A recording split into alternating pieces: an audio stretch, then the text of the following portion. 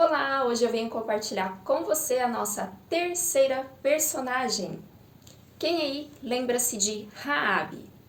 Raabe é a mulher que nós leremos hoje e veremos a sua história. Para você que não conhece, estará conhecendo hoje. E para você que já conhece, estará trazendo a memória para nós aprendermos com esta mulher. Mais uma mulher citada na Bíblia, onde nós podemos tirar, então, lições para o nosso dia a dia e vermos como nós podemos viver para sermos grandes mulheres de Deus, assim como tantas outras citadas neste livro.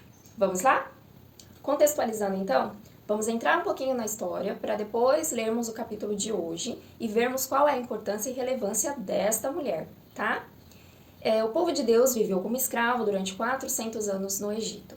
Finalizando esse tempo, Deus levanta um homem chamado Moisés para ser o libertador do seu povo, né? Ser o porta-voz do seu povo, ser aquele líder que conduziria o povo de Deus dessa condição de escravo em que eles estavam para um povo livre, que é o que Deus realmente nos criou para sermos. E aí, Deus usa Moisés, homem temente ao Senhor, obediente ao Senhor, ele ouve a voz de Deus e, através das instruções que Deus dá, ele vai conduzindo então este povo. Eles saem do Egito através do Mar Vermelho, que Deus abre para que o seu povo passe, a chamada e tão conhecida abertura do Mar Vermelho. Ela é feita através de Moisés. Quando toca seu cajado na água, a água se abre e Deus permite que seu povo passe. Terminando essa travessia, o mar fecha e volta tudo ao normal, e o seu povo está do outro lado da margem. E ali, neste lugar onde esse povo está, então, é um deserto. Do deserto, para alcançarem uma terra prometida que Deus havia falado para eles que daria, era muito próximo, pouquíssimos dias, eles poderiam estar adentrando essa terra prometida. Mas, por alguns motivos, que eu não vou entrar aqui agora em detalhes, que senão eu me estenderia muito, o povo acaba levando 40 anos no deserto para então tomarem posse dessa terra. E aí, nesses 40 anos, Deus manifesta o seu cuidado, a sua bondade, sua proteção, a provisão dele em relação às vestimentas, a tudo que eles tinham, em relação ao alimento, tudo que eles precisavam, Deus supre durante esses 40 anos para o povo, né, através dessa liderança de Moisés. Mas, finalizando esses 40 anos, Moisés já estava de idade muito avançada e Deus recolhe Moisés. E aí se levanta um novo líder, que é Josué, que é o livro de Josué que nós estaremos lendo logo mais. E aí o que acontece? Deus fala com Josué, confirma a liderança dele, que Deus realmente o havia escolhido para fazer essa condução do povo do deserto para a terra prometida e que seria necessário atravessar, então, o Rio Jordão. Ok. Eles se preparam, Josué segue as instruções de Deus, conforme lhe tinha sido dada, e eles atravessam o Rio Jordão. Mais uma vez, Deus se manifesta agora para o povo, que não são mais os que saíram do Egito, porque muitos morreram nesse período dos 40 anos no deserto. Os que vivenciaram a travessia do Mar Vermelho já não estavam ali para vivenciar a travessia do Rio Jordão, mas Josué e Caleb, pouquíssimos, estavam ali, trazendo à memória esse fato que Deus já havia feito no passado, e eles tendo a oportunidade de vivenciar ali novamente, através da travessia do Rio Jordão. Então Deus faz com que as correntes cessem, forma uma muralha, daqui para cá a água escoa totalmente, e aqui, com essa muralha de água, Deus permite que o seu povo passe e atravesse, alcançando a cidade de Jericó. Esse lugar, Jericó, era o lugar onde eles entrariam. Tanto que pouco tempo antes deles se prepararem para fazer essa travessia, Josué envia 2 espiões para sondarem a cidade, fazerem todo o mapeamento necessário para que eles pudessem voltar com todas as informações necessárias e aí então eles avançarem para conquistarem essa cidade. E aí entra a nossa personagem e essa história que eu estou contando aqui já, que é no capítulo 2 de Josué. Então Josué, filho de Num, enviou secretamente de Sitim 2 espiões e lhes disse: vão examinar a terra, especialmente Jericó. Eles foram e entraram na casa de uma prostituta chamada Raabe. Primeira citação da nossa personagem aqui, ó. Não fala como eles se conheceram, tá? Mas o fato é que eles foram parar na casa dela. E a Bíblia deixa clara que ela era uma prostituta. Todavia, o rei de Jericó foi avisado. Alguns israelitas vieram aqui esta noite para espionar a terra. Diante disso, o rei de Jericó enviou esta mensagem a Raabe: mande embora os homens que entraram em sua casa, pois vieram espionar a terra toda. Mas a mulher, que tinha escondido os dois, respondeu: é verdade que os homens vieram a mim, mas eu não sabia de onde tinham vindo. Ao anoitecer, na hora de fechar a porta da cidade, eles partiram. Não sei por onde foram. Corram atrás deles, talvez os alcancem. Ela, porém, os tinha levado para o terraço e os tinha escondido sob os talos de linho que havia arrumado lá. Os perseguidores partiram atrás deles pelo caminho que vai para o lugar de passagem do Jordão. E logo que eles saíram, Raabe foi lá e trancou a porta. Primeira pergunta. Raabe era de Jericó, era moradora daquele lugar. Ela cresceu, ela viveu ali. Era parte do seu povo, aqueles que foram, por intermédio do rei, dizer para ela mandar os espias embora. Por que será, então, que Raabe decide acolher e proteger os espias e não conta a verdade para os mensageiros do rei? Por que será? Vamos ver? A resposta aqui, na sequência, no versículo 8, a partir dele. Antes de os espiões se deitarem, Raabe subiu ao terraço e lhes disse: olha o que ela fala para eles. Sei que o Senhor lhes deu esta terra. Como ela sabia? Vocês nos causaram um medo terrível. E todos os habitantes desta terra estão apavorados por causa de vocês. Pois temos ouvido como o Senhor secou as águas do Mar Vermelho perante vocês quando saíram do Egito. Lembra que eu comecei contextualizando com essa parte da saída do povo de Deus do Egito pelo Mar Vermelho e atravessando ali? Pois é, essa história chegou a Raabe e ao seu povo. Não só ali em Jericó, mas em povos vizinhos, né? Vamos seguir.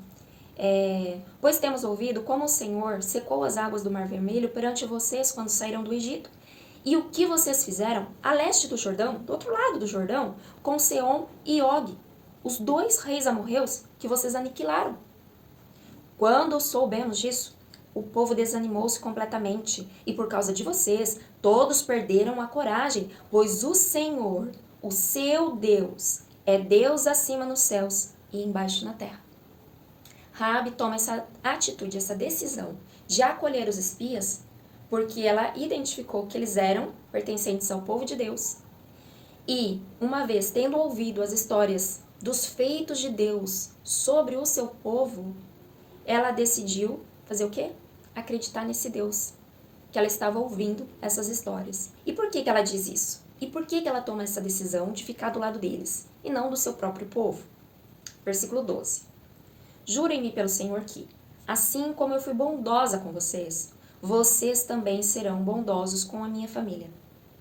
Deem-me um sinal seguro de que pouparão a vida de meu pai e de minha mãe, de meus irmãos e de minhas irmãs, e de tudo que lhes pertence. Livrem-nos da morte. A nossa vida pela de vocês. Os homens lhe garantiram: se você não contar o que estamos fazendo, nós a trataremos com bondade e fidelidade, quando o Senhor nos der esta terra. Então Raabe os ajudou a descer pela janela com uma corda, pois a casa em que morava fazia parte do muro da cidade. E lhes disse: vão para aquela montanha, para que os perseguidores não os encontrem. Escondam-se lá por 3 dias, até que eles voltem. Depois poderão seguir o seu caminho. Esse finalzinho aqui me chama atenção também. 2 coisas. Uma, que a casa dela fazia parte do muro da cidade. Então ela tinha acesso tanto às coisas que estavam dentro, quanto ao que estava fora. Ela tinha a possibilidade de ver e até mesmo de sair, tanto que ela coloca uma corda para que os espias desçam pela janela da sua casa e vá embora. Então ela tinha um acesso tanto para dentro da cidade quanto para fora. Isso facilitou a fuga dos espias e essa possibilidade também dela ajudar eles. Outra coisa que me chama atenção é que ela orienta o que eles devem fazer. Vão para aquela montanha, permaneçam durante 3 dias, lá vocês estarão seguros durante esse tempo e depois sim vocês seguem a jornada de vocês. Ou seja, ela estava atenta e de certa forma tinha conhecimento de como os guardas da sua cidade funcionavam, né? Faziam. Quanto tempo eles levariam para fazer tais coisas e ela dá essa orientação para eles, protegendo também, tá? Vamos seguir ali, deixa eu achar. Versículo 17.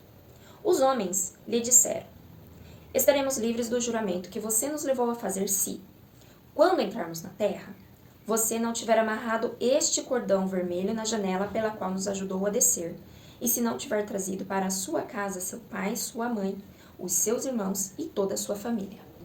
Qualquer pessoa que sair da casa será responsável por sua própria morte. Nós seremos inocentes, mas seremos responsáveis pela morte de quem estiver na casa com você, caso alguém toque nessa pessoa. E se você contar o que estamos fazendo, estaremos livres do juramento que você nos levou a fazer. Ela concordou com a conversa. Seja como vocês disseram, respondeu Raabe. Assim, ela os despediu e eles partiram. Depois, ela amarrou o cordão vermelho na janela.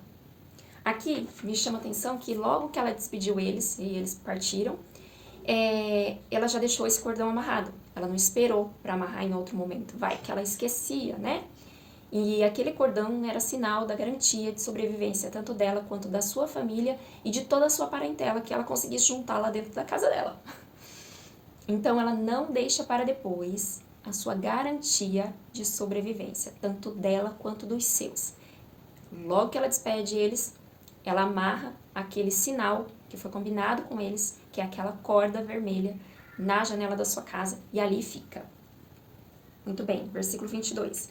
Quando partiram, foram para a montanha e ali ficaram 3 dias, conforme ela tinha orientado, lembram? Até que os seus perseguidores regressassem. Estes os procuraram ao longo de todo o caminho e não os acharam. Por fim, os 2 homens voltaram, desceram a montanha, atravessaram o rio e chegaram a Josué, filho de Num, e lhe contaram tudo o que lhes havia acontecido. E disseram a Josué, olha a resposta deles na volta e no cumprimento da tarefa que eles tiveram, que eles receberam. Sem dúvida, o Senhor entregou a terra toda nas nossas mãos. Todos estão apavorados por nossa causa. E aí, entramos no capítulo 6, que é onde as muralhas de Jericó caem, né? O povo segue uma orientação que Deus dá. Gente, olha o que Deus fala, para a gente ver o quão importante é obedecermos ao Senhor. Dentre tantas orientações que Deus deu para o povo, as últimas ali era o seguinte: durante 6 dias, eles dariam uma volta em torno da cidade de Jericó, em torno dos muros de Jericó. No 7º dia, eles dariam 7 voltas em torno desta cidade, tá? E finalizando essa 7ª volta, os sacerdotes tocaram a trombeta, o povo deu grito de guerra e o que aconteceu? As muralhas caíram. Quem destrói muralhas ao som de trombeta e grito? Ninguém. Isso é um sinal de obediência. E aqui eu trago para mim e para você o que o Senhor tem nos falado, que são talvez coisas tão simples e a gente tem desmerecido esse simples achando que não vai valer de nada, sendo que o que Deus quer de nós é obediência. Dentro dessa obediência que o povo se manteve diante do Senhor, Deus, o próprio Deus, derrubou as muralhas, garantindo-lhes a vitória. E quando os muros de Jericó, as muralhas de Jericó caíram por terra, cada um do lugar onde eles estavam atacaram, avançaram, e ali iniciou-se a guerra de fato, o combate de fato, né? Eles invadiram a cidade e tomaram posse dela, conquistaram. Versículo 17, a cidade, com tudo que nela existe, será consagrada ao Senhor. Deus dá mais uma instrução, né? Somente a prostituta Raabe e todos os que estão com ela em sua casa serão poupados, pois ela escondeu os espiões que enviamos. Então aqui ele traz à memória essa palavra que foi dada a ela, né, para que se cumprisse, e Raabe, sua família e os seus pertences fossem protegidos, né, e resguardados, tá? Aí mais adiante, no versículo 22 do capítulo 6 ainda, Josué disse aos 2 homens que tinham espionado a terra: entrem na casa da prostituta e tirem-na de lá com todos os seus parentes, conforme o juramento que fizeram a ela. Então, os jovens que tinham espionado a terra entraram e trouxeram Raabe, seu pai, sua mãe, seus irmãos e todos os seus parentes. Tiraram de lá todos os da sua família e os deixaram no lugar fora do acampamento de Israel. Mais adiante, versículo 25. E Josué poupou a prostituta Raabe, a sua família e todos os seus pertences, pois ela escondeu os homens que Josué tinha enviado a Jericó como espiões. E Raabe vive entre os israelitas até hoje. Eu achei lindo o finzinho desse versículo. E por causa disso, dessa atitude, dessa decisão que Raabe tomou, o nome dela vive entre os israelitas até hoje. E essa frase é dita por algo além que acontece do que já foi dito até aqui, tá? Mas antes de dar sequência, eu quero trazer uma observação que a escritora Sorin aqui traz a respeito de Raabe, em uma das versões da Bíblia, trazendo mais pro original ali, vou pegar a citação que ela faz. Quando os israelitas finalmente capturaram Jericó, Josué disse aos espiões para irem verificar se Raabe estava segura. Aí quando ele fala, entrem na casa da prostituta, na versão mais original, que traz a palavra hebraica, é usada ishisha no lugar de prostituta. Na nossa versão, mantém essa palavra. Mas aqui, quando Josué se refere a Raabe, ele usa ishisha, que significa o quê? Mulher, esposa e fêmea. Então, Josué não definiu Raabe como prostituta, neste caso. Aqui ele se direcionou a ela como mulher, como esposa, como fêmea, ao utilizar essa palavra ishisha no hebraico, que significa isso. Então, eu achei legal a forma como ele se direciona para ela e essa observação que a escritora trouxe. Então, voltando para a frase que eu fiz questão de mencionar, e Raabe vive entre os israelitas até hoje, se dá essa frase não só pelo que ela fez, né, de tomar essa decisão de ficar do lado do povo de Israel, do povo de Deus, e ajudá-los na conquista dessa terra, mas também por ter assumido Deus como Deus da sua vida, por ter, então, passado a conviver com o povo de Israel, pertencer a esse povo também, e, por meio de tudo isso, um dos 2 espias, chamado Salmo, acaba casando-se com ela. Olha só o que acontece com essa decisão que ela toma. Gente, ela ganha um marido. Ela ganha um Deus para chamar de seu Deus, para depender dele. Ela deposita a fé que ela tem nesse único Deus, que é o eu sou, o Criador de todas as coisas. Ela ganha uma nova chance de vida. Ela sai de uma condição de prostituta e vai formar sua família. Gente, ela passa a fazer parte da família do povo de Deus. Ela casa-se com um israelita. E não para por aí, porque Deus é um Deus que surpreende e faz novas todas as coisas. Olha o que acontece com Raabe. Depois dessa citação aqui em Josué, então primeiro lá no capítulo 2 e agora por fim no capítulo 6, Raabe é citada no Novo Testamento, lá em Mateus, capítulo 1, versículo 5. E aí fala sobre esse casamento, sobre essa união de Raabe com Salmo. Salmo gerou Boaz, cuja mãe foi Raabe. Então eles tiveram um filho chamado Boaz. E Boaz, então, gerou depois Obed, cuja mãe foi Ruth. E aqui eu já vou dar um spoiler. Ruth é a nossa próxima personagem. E Obed, então, gera Jessé. E Jessé é nada mais, nada menos que o pai de Davi. Então, outro personagem conhecidíssimo, rei Davi, homem de Deus. Mas aí a gente pode engatar outra coisa, que a gente também trouxe a respeito da Tamar. Lembram? Uma mulher de outro povo que passa a fazer parte da família do povo de Deus e entra o nome dela na genealogia de Jesus? Então, com Raabe acontece a mesma coisa. E olha que interessante, mais uma mulher, que agora Tamar ela tinha sido vista como uma prostituta. Raabe era de fato uma prostituta. No entanto, Deus dá uma nova oportunidade tanto para Tamar quanto para Raabe de terem a vida delas restaurada, né? Dão a elas uma nova oportunidade, dão a elas uma oportunidade de se casarem, de fazerem parte do povo de Deus, de terem filhos e de levarem, gente, o nome delas na Bíblia, na história de Deus, do povo de Deus, como mulheres que foram importantes para a história e para o nascimento de Jesus. Olha só, mais uma mulher incluída, uma mulher que não fazia parte do seu povo, mas que Deus acolhe e recebe como uma mulher que faz sim parte do seu povo. A partir do momento em que essa pessoa passa a ser dependente do Senhor, Deus acolhe, Deus recebe, Deus cuida, Deus traz cura, Deus restaura identidade, traz dignidade, traz sonhos, traz família, traz um novo povo, traz provisão em todas as áreas, Deus faz tudo novo. E com Raabe, o Senhor também permitiu que isso acontecesse. E aí em Hebreus, ela é citada mais uma vez, em capítulo 11, versículo 30 e 31. Pela fé, caíram os muros de Jericó. Lembra que eu comentei a respeito da obediência? Deus deu algumas orientações para o seu povo e através dessas orientações, que não pareciam fazer sentido, porque eles tiveram fé no Senhor, creram em Deus, eles obedeceram e por causa disso a mão do Senhor se moveu e fez com que as muralhas caíssem ao chão. Então, por meio da fé, isso é fé, tá? Pela fé caíram os muros de Jericó, depois de serem rodeados durante 7 dias. Pela fé, a prostituta Raabe por ter acolhido os espiões, não foi morta com os que haviam sido desobedientes. Então, até coloquei um comentário aqui. Por causa da fé que Raabe decidiu depositar no Senhor, ela pôde viver e desfrutar de algo totalmente novo e muito além do que jamais ela havia imaginado.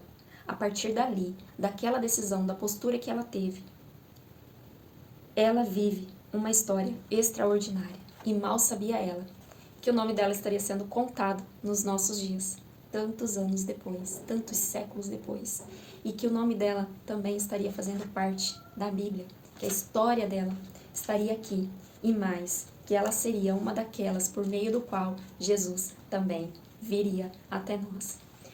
Então, quando eu ouço essas histórias, não tem como me emocionar e ver o quão amoroso Deus é e o quanto Ele nos acolhe. Muitas vezes, nós, por conta do nosso orgulho, por conta do nosso pecado, por conta das nossas falhas, a gente olha para o próximo e julga, critica, não acolhe, não ama, mas não é isso que Deus instrui na sua palavra. Ele é um Deus de amor, é um Deus que repreende, que chama atenção, que mostra o que é correto, o que é errado. Assim como um pai que realmente ama o seu filho, ele educa, ele corrige, ele ensina, ele instrui. Ele mostra o que é bom, ele mostra o que é ruim, mostra que o que é bom tem suas consequências, mostra que o que é ruim também traz as suas consequências, e ele também deixa a gente colher tanto os frutos daquilo que nós estamos plantando, que é bom, tanto colhendo os frutos daquilo que é ruim, que nós estamos plantando também. Mas Deus, ele é mencionado na Bíblia que Deus é amor, Ele é o verdadeiro amor. E quando eu vejo que Deus acolhe, que Deus recebe pessoas que são marginalizadas, na sociedade e as inclui para fazer parte da sua família e mais para viverem experiências extraordinárias na presença dele, gente, isso é muito lindo. Isso é o que nós devemos aprender, inclusive com Jesus, que deixou tantos exemplos, tantos bons testemunhos, ele que caminhou no meio de pessoas enfermas, no meio de pessoas endemoniadas, ele que trouxe liberdade, ele que trouxe paz, ele que trouxe essa atenção, esse olhar, de olhar para os nossos olhos e não nos enxergarmos, não nos enxergar com os nossos defeitos ou com os nossos status, ou sei lá eu como a gente se define. Não, ele olha para nós enquanto pessoas, enquanto seres humanos e olha para a gente além de nós mesmos, sabendo que dentro de nós existe não só os defeitos, mas também existe uma essência que traz dentro de nós o DNA do nosso Criador. Nós fomos criadas conforme a imagem e semelhança do Criador, para refletirmos a glória dele. E o Senhor nos olha assim, da forma como ele nos criou originalmente para sermos. E esse olhar de Deus para comigo e para com você me constrange. E é muito lindo poder ver que Deus acolhe pessoas tão diferentes e que nós, muitas vezes, excluiríamos facilmente, mas que o Senhor acolhe, trata, cuida, restaura e dá uma nova oportunidade. Isso foi o que o Senhor fez comigo, isso é o que Ele faz com a gente todos os dias. E aí, voltando para Raabe, o que você pode aprender com essa mulher? Mais uma mulher de fibra, mais uma mulher que foi corajosa, mais uma mulher que foi ousada, mais uma mulher que sabia que estava correndo riscos, mas que escolheu algo que valia a pena arriscar a sua vida, porque teve como garantia não só a salvação dela, mas de toda a sua família e parentela. Que o Senhor abençoe a sua vida com mais esta história e eu te aguardo até o próximo capítulo.